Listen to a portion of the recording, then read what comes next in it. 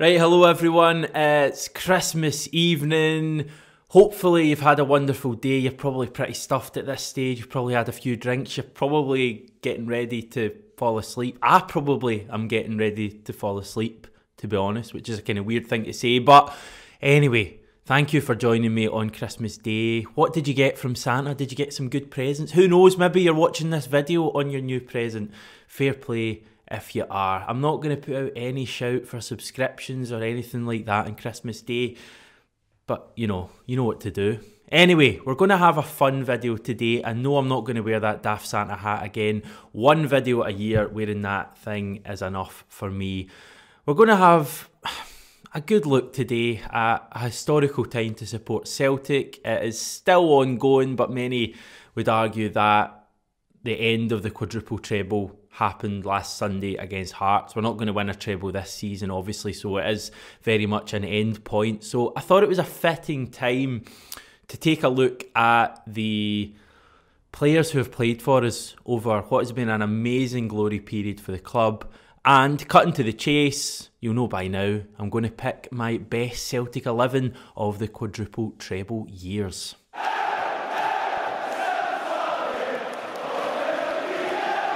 Right, goalkeeper. I think this one is nice and easy. Fraser Forster is surely the obvious one. In terms of competition, he's got Craig Gordon, he's got Scott Bain. I wouldn't include Barkas, Hazard even, or the Dutch keeper whose name has completely escaped me. That was how memorable he was. Doris de Vries is his name. I'm going to give it to Fraser Forster. I just think he's the best keeper who's played for the club over the last 15 years. I think he's even better than Artur Boruc, and I certainly think he's better than Craig Gordon. So Fraser Forster, well done. You're the first name on my team sheet. Right back, again, I think there's a lot of this team will pick itself because I'm not just selecting this on the best players to play in each position, as you may think. I'm going to select it on the impact they've made. So, for example, playing 3 seasons at 7 out of 10 and helping us to 9 of the trophies is probably going to put you in a more favourable stance than just playing 1 season really well and helping us to 3 trophies. On that note, I'm going to give it to Steady Eddie, Michael Lustig, the right back. He played 3 of the seasons, I think I'm right in saying.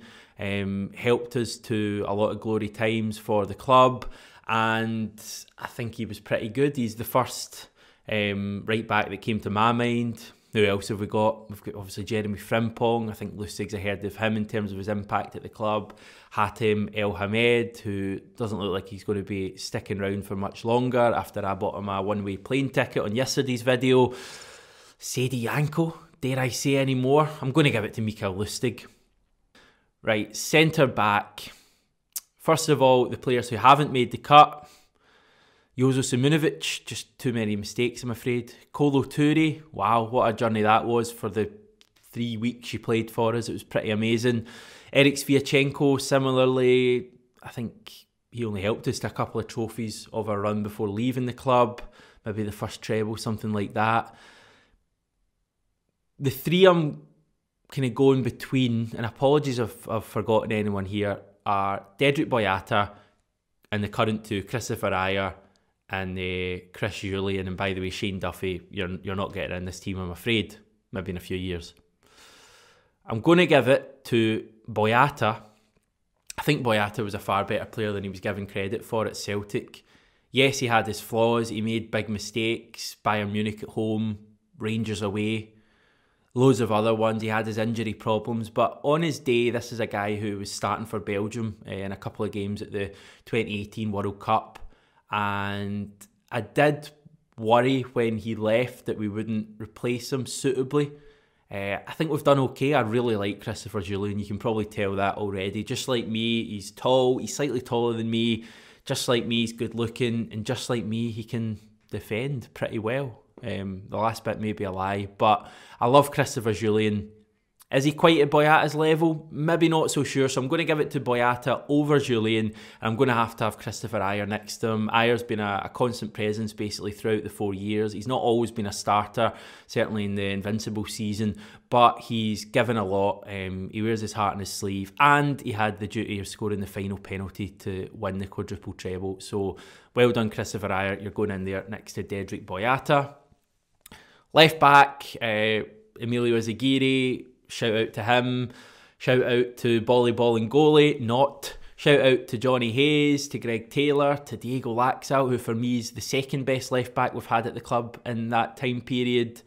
But I'm going to give it to Kieran Tierney. KT, one of the best fullbacks I've ever seen play for Celtic. I thought Aguirre was amazing when he first came to the club in Lennon's first stint. But Kieran Tierney just took it to a new level. Just an excellent, excellent player. It's sad to see his Arsenal side struggling at the moment. I wish him nothing but the best for his career down south. I think he's been one of the bright sparks for Arsenal in this run. But for us, he was just amazing. And we get to still see him play for Scotland at the Euros next summer. So that's some positive there. Right, midfield anchors. And I should get it out straight away. I'm going to play a 4-4-2 here, but more on that later on. And there's some notable people I'm going to miss out, but more on that later on. Midfield 2, Scott Brown, Callum McGregor. It kind of sums up the fact that these two have been basically ever-presence at the club, that I can't think of anyone who would really displace them. In terms of centre mids, you've got Olivier and Cham, but he's contributed nowhere near enough to displace either Brown or McGregor. So I'm going to end the conversation there. Callum McGregor, Scott Brown, two brilliant centre mids. One pretty much at the end of his days, another with a lot more to give to the club, but both equally big presences. And, you know, their trophy hauls, which I touched on a video earlier this week, speak volumes. Right and left wing. Right, I'm going James Forrest. You could have Paddy Roberts, but I just think that James Forrest has offered more. He's played more games. He's scored more goals. He's just made more of an impact. I know Paddy Roberts was a huge fan's favourite at the club. Something about it. Maybe it was the name Paddy. Maybe it was his skill. Maybe it was the fact he came from Man City and he was just could beat a man. You know, amazing close skill. But James Forrest has contributed much more. I still don't think he gets enough praise. Maybe it's taken him being out the team the last few months for fans to realise how much he, you know, offers us when he is playing. But yeah, James Forrest on the right. Left, I think it's a little bit trickier, but I'm going to come to the conclusion that you're probably all shouting at your new TV screens or laptop screens or iPad screens at the moment. First of all, the honourable mentions. Again, I'm going to give Johnny Hayes a shout out. I'm going to give Mikey Johnson a shout out. I'm going to give Lewis Morgan a wee shout out, but no more than that. By the way, I think he's been named one of the best player of the year for his new club, Inter Miami in the MLS. So he's clearly doing well. Good for him. I'm going to give Mohamed El Yunusi a shout out as well, because I think he's the most talented left mid to play for the club. But I'm going to go for Scott Sinclair, just for, like James Forrest, what he offered the club in 3.5 seasons, especially that first season. He was our best player in that invincible season. Absolutely amazing, unplayable, scored close to 30 goals, I think, starting on that one in his debut at Tynecastle, and just kicked on from there. Second and third seasons, not quite as productive, but still scored, I think, close to 20 goals. He was a goal machine, and what we would give for that right now. Again, it's a case of not knowing what you've got till it's gone. It's still a bit sad the way it ended for Scott Sinclair, but I think he'll be a player that in years will be looked back as a really, really top Celtic player. I don't know quite where he'll end up in the pecking order. Maybe he'll end up on a similar footing to a John Hartson or someone like that. I think that's how fondly he'll be remembered when he hangs up his boots, because he gave his all for the club. A really genuinely good guy from what I hear, and he scored so many big goals for us as well. So, yep, Scotty Sinclair running down the wing on the left. Now, the controversial bit.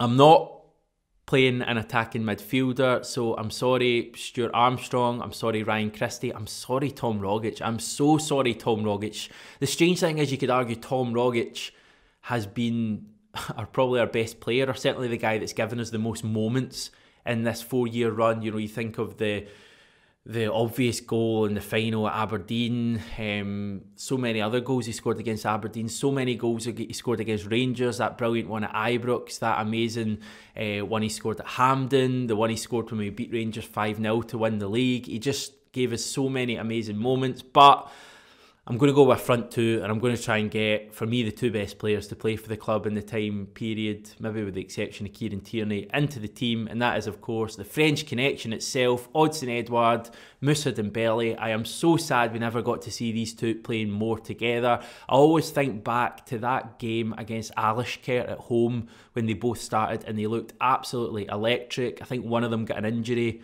about half an hour in. Obviously a few weeks later Moussa Dembele was leaving the club, but can you imagine we got a full season of those two together at their best? I know Edouard was on loan at the club the previous year, so they did play a season together, but I'm talking about Edouard as the main man with Dembele. Can you imagine how amazing that would have been? They're just the two best strikers to play for the club since Henrik Larsson. I've given my thoughts on it before. I think that Edouard edges Dembele despite his recent poor form, but I suppose the final verdict will be given when both have departed the club. And I suppose with them being at similar kind of ages, we'll get a good career plan on who goes to the higher level. I think they'll both be playing for the top teams in Europe in 4 or 5 years. And who knows, they may start again together for France at a World Cup in the not too distant future.